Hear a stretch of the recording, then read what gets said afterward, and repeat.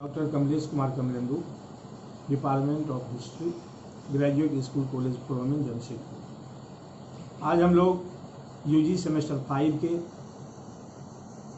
Elective paper DSC 1 में उपस्थित हैं। यह जो पेपर है अर्ली मॉडर्न यूरोप है, जिसको 15वीं सेंचुरी से 18वीं सेंचुरी के बीच पढ़ना है। ये सिलेबस है। इसमें हम लोग आज पुनर्जागरण के उदय के कारण, परिणाम एवं महत्वों के संबंध में जानेंगे।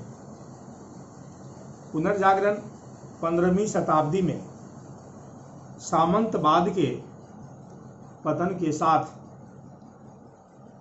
आधुनिक युग का आरंभ यूरोप में हुआ। यूरोप में अंधकार युग के समाप्ति के बाद जिस तरह से आधुनिक युग का प्रवेश हुआ और सामंतवादी प्रवृत्ति बदलती चली गई, वहाँ राज शक्ति मजबूत हुआ, जिसके चलते वहाँ पर कला और संस्कृति के क्षेत्र में वहाँ पर काफ़ी विकास हुआ, साहित्य के क्षेत्र में विकास हुआ, व्यापार और वाणिज्य के क्षेत्र में, उद्योग के क्षेत्र में धीरे धीरे काफ़ी विकास तो हुआ ही, साथ ही साथ हम देखेंगे कि वहाँ पांडित पंथी जैसी विचारधारा के जगह पर मानवतावादी विचारधारा का प्रस्फुटन हुआ। इससे यूरोप में यह स्थिति जो थी, पुनर्जागरण का स्थिति था, जो 14वीं से 17वीं शताब्दी के बीच में यूरोप में हुआ। इससे जो नई सांस्कृतिक गतिविधि वहाँ आई, उसको कई इतिहासकारों ने विभिन्न तरह से व्याख्या की है। तो अधिकतर इतिहासकार ने उसे रेनेसा या पुनर्जागरण कहकर पुकारा है। ये शब्द जो है पुनर्जागरण के बारे में कई इतिहासकारों ने उनकी विशद व्याख्या अलग अलग तरीकों से किया है। तो इस तरह से यहाँ पर हम देखते क्या है कि 15वीं शताब्दी में वहाँ पर जो सांस्कृतिक परिवर्तन हुआ, उसके जो वहाँ पर परिवर्तन आया, उसमें स्विट्जरलैंड के जो एक इतिहासकार थे, जो बेस्ले विश्वविद्यालय में जेकब बर्कहार्ट जो जर्मन इतिहासकार राके के शिष्य थे, तो उन्होंने अपने गुरु की इस बातों का समर्थन नहीं किया है, क्योंकि उन्होंने लिखा है कि इतिहासकारों का उद्देश्य केवल राजनीति और राज्यों का ही केवल अंतर संबंध नहीं होता है, यानी कि राज्य और राजनीति के संबंध में केवल लिखना नहीं होता, बल्कि इतिहासकारों का उद्देश्य जो है वह राज्य और संस्कृति के संबंध में भी लिखना होता है, राज्य और संस्कृति के संबंध के बारे में जानकारी देना होता है। ये जेकब बर्कहार्ट का कहना था। और उन्होंने किताब भी लिखा, जो किताब 1860 ईस्वी में 1860 ईस्वी में उन्होंने लिखा, और उन्होंने इस किताब का नाम था the civilisation of the Renaissance in Italy. और उन्होंने विशद व्याख्या उन्होंने इस पुनर्जागरण के संबंध में उन्होंने किया है। उनका ये कहना था कि जिस तरह से संस्कृति जो पर आधारित जो यह समाज बना बाद में, तो इसमें लोगों को खुद निर्णय लेने का अपना अधिकार आया। जिस तरह से वहाँ पर वाणिज्य व्यापार के विकास हुआ, जिस तरह से वहाँ पर कई गतिविधियों के क्षेत्र में हम देखते हैं कि विकास हुआ, तो ये विकास इस बात को दर्शाता है कि लोगों में एक सबसे पहले जो ऐसा हुआ कि उसमें व्यक्ति आधुनिक था, जबकि मध्यकालीन युग का प्रभाव जो था उस पर चर्च का ज़्यादा प्रभाव था, सामंतों का उस पर ज़्यादा प्रभाव था। तो ऐसी परिस्थिति में पुनर्जागरण यूरोप में पुनर्जागरण का विकास हुआ। अब हम देखते हैं कि पुनर्जागरण का अर्थ क्या है। तो विभिन्न इतिहासकारों ने इसके, विभिन्न विद्वानों ने इसके अर्थ को विभिन्न रूपों में लिया है, और इसका शाब्दिक अर्थ जो इतिहासकारों ने लगाया है और कहा है कि यह अर्थ फिर से जागना होता है। इसका मतलब यह नहीं है कि यूरोप के निवासी सोए हुए थे और फिर जगे। यह अर्थ लगाता है, यह अर्थ है कि वहाँ पर लोगों के बीच में एक बौद्धिक चेतना का विकास हुआ, ज्ञान के क्षेत्र में विकास हुआ। ज्ञान के नए नए आलोक में हम देखते क्या है कि वहाँ पर कई तरह के कई क्षेत्रों में विकास हुआ, जिसको देखकर उन लोगों ने कहा कि यह युग जो है पुनर्जागरण का है। कुछ विद्वानों का मानना है कि पुनर्जागरण में शिक्षा, साहित्य और कला का पुनरुत्थान हुआ। इसमें कला का कई, इस क्षेत्र में साहित्यकारों का उदय हुआ। कई विद्वानों ने ऐसे आया जो विभिन्न क्षेत्रों में अपने कार्य दक्षता से पूरी दुनिया में उनकी लोगों ने जाना कि पुनर्जागरण के काल का विकास में इन लोगों के एक महत्वपूर्ण हाथ रहा और कई तरह के मार्गों का विकास हुआ। लोग एक देश से दूसरे देश जाने के लिए अपने मार्ग को ढूंढा, रास्ते को ढूंढा। इससे क्या हुआ तो लोगों का एक देश से दूसरे देशों के संपर्क भी लोगों में हुआ। और इसमें सबसे बड़ी बात थी कि पुनर्जागरण शब्द मध्य युग के अंत और आधुनिक युग के प्रारंभ में समस्त एक बौद्धिक जो परिवर्तन आया उसका एक समुच्चय बोधक हुआ। इसलिए आधुनिक हम देखते हैं कि सामंतवादी युग के बाद प्राचीन युग से हम बात करते हैं, मध्य युग से जब हम नए युग में आए हैं, उस बीच में जो भी गतिविधियां हुई वह पुनर्जागरण युग के नाम से जाना जाता है, पुनर्जागरण के काल से जाना जाता है। तो इस तरह से हम देखते क्या हैं कि यूरोप के अगर आधार पर हम देखते क्या है कि अपने लोगों ने जिस व्यक्ति और उसका समस्त संभावनाओं जो लोगों के बीच में बनी थी उससे पुनर्जागरण की वह संभावना पुनर्जागरण काल में लोगों को दिखने लगा। और जिस पर पुराणपंथी या पांडितपंथी की विचारधारा था, धीरे धीरे वह विचारधारा समाप्त होने लगा और लोग एक नए युग की ओर बढ़ा। पुनर्जागरण की जहाँ तक अवधारणा का सवाल है तो इस पर एक संबंधित अनेक प्रश्न अभी स्पष्ट नहीं हुए हैं। यह निश्चित नहीं है कि पुनर्जागरण का जो काल है कब हुआ, कहाँ है, किस ईस्वी में यह शुरू हुआ। लेकिन अधिकतर इतिहासकार मानते हैं कि यह पुनर्जागरण 1300 ईस्वी के लगभग इटली में बोल्गना विश्वविद्यालय से आरंभ हुआ और लगभग जो विकास की प्रक्रिया चलती रही, अंत में 1600 ईस्वी के आसपास लगता है कि पुनर्जागरण कैथोलिक प्रोटेस्टेंट के संघर्ष जब अपनी पराकाष्ठा पर पहुंचा 1600 ईस्वी के लगभग में, तो पुनर्जागरण का लगता है कि इस काल में समाप्त हो गया। पुनर्जागरण धीरे धीरे इसका समाप्ति की ओर बढ़ा। इसलिए हम कहते हैं कि इसमें पुनर्जागरण का जो विकास हुआ उसमें एक आधुनिक चिंतन को जन्म दिया।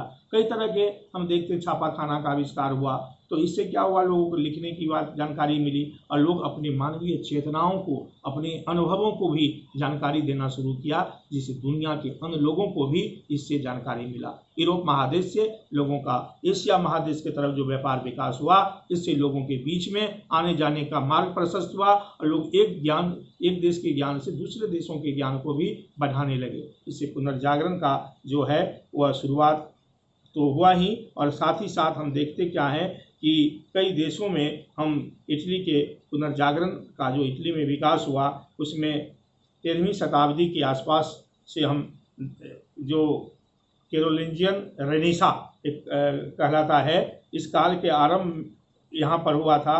और विचारणीय है कि पुनर्जागरण के काल में जो सांस्कृतिक विकास हुआ वह विकास धीरे धीरे केवल यूरोप ही नहीं रहा, यह वहाँ से बाहर अरबों में जाना शुरू हुआ, भारत में आना शुरू हुआ। तो ज्ञान का विकास का जो फैलाव था धीरे धीरे अन्य देशों में भी आने लगा और इस तरह से पुनर्जागरण में जो लोगों की भूमिका थी वह भूमिका काफ़ी महत्वपूर्ण हुई। और इसमें हम देखते हैं कि इस काल में इसमें लोगों ने काफ़ी मंगोल साम्राज्य की स्थापना के परिणाम स्वरूप जो यूरोप के, मध्य एशिया, चीन और उत्तरी अफ्रीका से जो व्यापारिक और सांस्कृतिक रूप से लोग जो आबद्ध हो गए, सांस्कृतिक रूप से लोगों के संबंध जो बने, उससे भी एक संस्कृति का आदान प्रदान हुआ। और दुनिया में कई देशों में हम देखते हैं कि यह यूरोप का जो पुनर्जागरण है वह कई देशों में काफ़ी दूरों तक फैला, जिससे भौगोलिक खोज के भी रास्ता आसान हुआ। भौगोलिक खोज जो हुआ ये भी पुनर्जागरण को बढ़ाने में काफ़ी काम किया, काफ़ी कारगर सिद्ध हुआ। अब हम पुनर्जागरण के कारणों पर विचार करते हैं कि पुनर्जागरण का विकास किस कारण से हुआ, कैसे पुनर्जागरण पूरे दुनिया में फैला। तो हम देखते हैं कि 15वीं शताब्दी तक यूरोप का जो एक परिदृश्य था वह बदल रहा था। सामंतवादी व्यवस्था जो थी वह दम तोड़ रही थी और नए आर्थिक सामाजिक संबंध लोगों के बीच में बन रहे थे। और उस संबंधों के भौगोलिक खोज, ज्ञान विज्ञान के क्षेत्र में जो नए चिंतन आया, और इस सब ने मिलकर पुनर्जागरण की पृष्ठभूमि को तैयार किया और यूरोप में पुनर्जागरण का हुआ। इसमें सबसे पहले हम आर्थिक कारण देखते हैं। इसमें आर्थिक कारण में लोगों के देखते हैं कि व्यापार का विकास हुआ।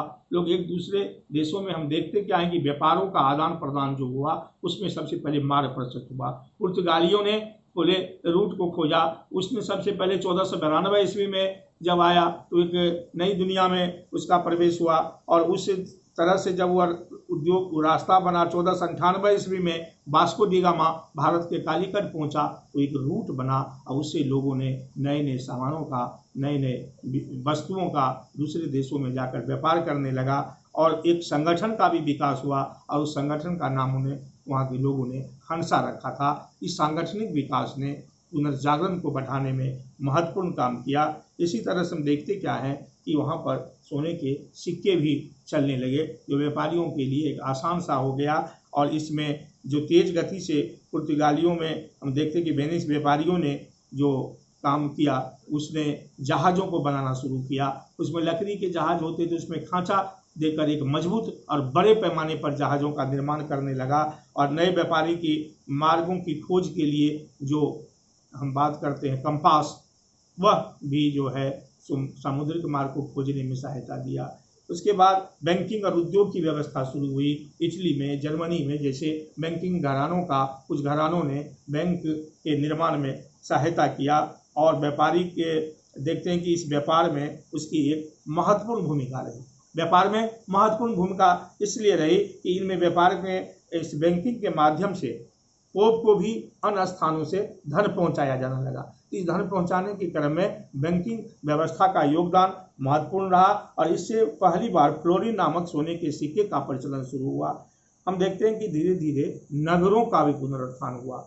शहरीकरण की प्रक्रिया जब शुरू हुई तो बैजेंटाइन साम्राज्य और अरब साम्राज्य का व्यापारिक संबंध जो है सो स्थापित होने लगा, और इससे वेनिस, जिनेवा, फ्लोरेंस, पीस जैसे बड़े बड़े शहरों का जो है सो निर्माण हुआ, बड़े बड़े उत्थान हुआ, और इसमें कई बंदरगाहों से भी सामान इस शहरों में आने लगा, जिससे कि हम देखते हैं कि नगरों के पुनरुत्थान ने भी पुनर्जागरण के मार्ग को प्रशस्त किया। और उसमें हम देखते हैं कि साहित्य तथा शिक्षा के विकास को भी इस नगरों से प्रोत्साहन मिला, और इसका ग्रामीण इलाकों पर भी प्रभाव, पुनर्जागरण के ग्रामीण इलाकों पर भी प्रभाव स्थापित किया गया। तो इस तरह से हम देखते हैं कि फ्लोरेंस और वेनिस जैसे गणराज्य बन गए, और पुनर्जागरण जिसमें कि हम देखते हैं कि नागरिकता की भावना का भी विकास हुआ। और इसी में एक महत्वपूर्ण कारण जो है सो धर्मयुद्ध हुआ। धर्मयुद्ध के कारण जो हम देखते क्या है कि मध्यकाल में ईसाइयों का जो सबसे पवित्र स्थान जेरूशलम था, उस पर जो है ईसाइयों के आक्रमण हुए, तो इससे जो लोग वहाँ पे आए, तो इससे वहाँ जो मार्गों का आगमन हुआ, रूट बना, और इससे दूसरे देशों के जो अरब के जैसे लोग थे वहाँ पर ज्ञान और विज्ञान का विकास पहले भी हुआ था, और एक चिंतन, जो नई चिंतन की परंपरा जो बनी, उसका प्रभाव यूरोपीय महादेश पर भी उस चिंतन का पड़ा। दूसरी बात है कि लोगों को एक वहाँ पर कस्तुनतुनिया का एक कारण जो है कस्तूनिया का पतन 1453 ईस्वी में जो बैजेंटाइन साम्राज्य की राजधानी थी कस्तूनतुनिया, उसका एक तरह से हम देखते क्या है कि ये घटना जो है सो उस्मान तुर्कों ने उस पर अधिकार कर लिया। तो इससे क्या हुआ कि वहाँ से बहुत सारे जो लोग हैं वह दूसरे जगह चले गए, इटली गए, जर्मनी गए, यूनान गए, रोम गए। तो वहाँ के जो लोग अपने विचारधारा को भी अपने साथ ले गए और उन विचारधाराओं को जाकर उन देशों में प्रचार प्रसार किया। तो इससे भी पुनर्जागरण का जो है एक तरह से मार्ग प्रशस्त हुआ। पूर्व से भी संपर्क हुआ। जब धर्मयुद्ध के बाद हम देखते हैं कि एक यूरोप वासियों की तरफ से कि जो अरब के लोग आए थे वहाँ पर गणित का प्रसार पहले से ही था। उसमें कुछ बीमारियों की इलाज करने की जो पद्धति थी वह उनके पास था। तो इनसे दूसरे लोगों को सीखने के लिए जो लोगों को मिला, अरबों के तर्क पद्धति, प्रयोग पद्धति तथा वैज्ञानिक पद्धति जो था उसकी भी जानकारी थी। और सबसे बड़ी बात जो सहायक हुआ इस कारण में वह था सामुद्रिक यात्राएं और भौगोलिक खोज। तो इस तरह से सामुद्रिक यात्राएं, जिस तरह से मैंने कहा कि इस क्षेत्र में सबसे पहले नए व्यापारिक मार्गों का खोज हुआ और इस प्रसार के लिए लंबी समुद्र यात्राएं भी की गई। और उसी क्रम में जो पुर्तगाल के राजा थे हेनरी, वह जो हेनरी द नेविगेटर के नाम से प्रसिद्ध था। वह साहसिक व्यक्ति था और अनेक लोगों को दुनिया के दूसरे देशों को खोज करने के लिए भेजता था। तो इस क्रम में हम देखते हैं कि वास्को डी गामा जैसे लोग आए और उन्होंने कालीकट में, भारत के कालीकट बंदरगाह पर पहुंचा। तो इस तरह से खोज जो शुरू हुआ, ये भी पुनर्जागरण के लिए जो है एक मील का पत्थर साबित हुआ। और इसी तरह से भारत स्थित और जगहों पर हम देखते हैं कि वे अनभौगोलिक खोजों के आर्थिक विकास के अतिरिक्त क्या था कि नए सोच को भी बढ़ावा मिला। और एक बहुत बड़ा जो बात हुई, इसी समय कागज और छापाखाना का आविष्कार हुआ। चीन में छापाखाना का आविष्कार हुआ और सबसे पहले जो छापाखाना की बात हुई थी, ये लोग 1455 ईस्वी में हम देखते क्या है, जर्मनी के जोहेनेस गुटेनबर्ग जो था, वह ऐसी मशीन का आविष्कार किया जिससे कि कागज का छापाखाना जो था पहले का, उसमें एक नया यंत्र लगाया। नए आविष्कार की तरफ से उसमें काफ़ी मात्रा में कागजें छपने लगी और इससे क्या हुआ, दुनिया के अन्य देशों को अपनी भावनाओं को लिखने में, जानने में काफ़ी सहायता मिली। और इसमें विचारों का आदान प्रदान जो है वह तेज़ी से दुनिया के दूसरे देशों में फैला। और इस तरह से हम अगर कहें तो दुनिया में एक बहुत सबसे बड़ा जो प्रेस बना था, ऑल्डिन प्रेस, जो वेनिस में था। और दूसरी बात जो पुनर्जागरण के लिए एक सातवां कारण अगर हम कहें तो ये कारण जो सबसे था कि पांडितपंथी विचारधारा की समाप्ति हुई और मानवतावादी विचारधारा आया और इससे लोगों में साहित्यिक ग्रंथों का अनुवाद किया। इससे क्या, गणित के क्षेत्रों में, विज्ञान के क्षेत्रों में, चिकित्सा के क्षेत्रों में लोगों की ज्ञान बढ़ा और ज्ञान से मानवतावादी विकास पूरी दुनिया को एक प्लेटफार्म पर खड़ा करके रखा। और ये विचारधारा का जो हम करते हैं कि पहले जो पांडितपंथी की विचारधारा था उसको रोजर बेकन जैसे विद्वानों ने उसका खंडन किया। विद्वानों ने उस तर्क और प्रयोग के बल पर उसको काटना प्रारंभ किया। इससे भी हम देखते हैं कि पुनर्जागरण की शुरुआत जो है वह पूरी दुनिया में हुआ और इस तरह से मानवतावाद का जो प्रसार हुआ। और उस कानून की पढ़ाई जो रोमन संस्कृति में हम देखते हैं, कानून की पढ़ाई भी होने लगी, कई विचारधाराओं का पदार्पण हुआ। पुनर्जागरण के लाने में अगर हम कहें तो मानवतावादी चिंतन के उदय और विकास का काफ़ी महत्वपूर्ण योगदान रहा। और इटली के तो अन्य कई स्थानों पर 11वीं शताब्दी में कई विद्यालय की स्थापना की गई थी। इससे भी जो है सो पुनर्जागरण का प्रभाव प्रसार काफ़ी बढ़ा। और हम कह सकते हैं कि इस तरह से जो 15वीं शताब्दी में मानवतावादी का जो विकास व्यवहार वैसे अध्यापकों के लिए किया गया था। लोग व्याकरण, अलंकार शास्त्र, कविता, इतिहास आदि की जो अलग अलग क्षेत्रों में लोग लिखने लगे। अगर इस तरह से अगर कहें तो यह जो एक भाषा, एक शब्द है लातिनी भाषा में ह्यूमनिटास, जिसको ह्यूमनिटीज कहते हैं, इसका भी विकास हुआ। और ये विकास अगर कहें तो पुनर्जागरण के काल को बढ़ाने में बहुत ज़्यादा सहायक हुआ। और इस तरह से हम कहें तो पुनर्जागरण के लिए सबसे जो उत्तम परिस्थिति थी, उचित परिस्थिति थी, वह इटली थी। और इटली में इस पुनर्जागरण का हम अगर कहते हैं बोल्गना विश्वविद्यालय में यह पुनर्जागरण सबसे पहले शुरू हुआ। तो इस तरह से हम इस बात को आज इसमें हम पढ़े कि कारण पर